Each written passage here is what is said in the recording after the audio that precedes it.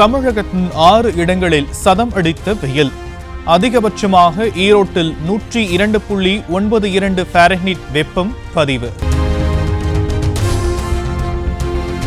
மும்பையில் சூறாவளி காற்றுடன் பெய்த கனமழையால் வாகன ஓட்டிகள் அவதி. ராட்சத விளம்பர பலகை பெட்ரோல் பங்க் மீது விழுந்ததில் உயிரிழப்புகளின் எண்ணிக்கை 12ஆக உயர்வு.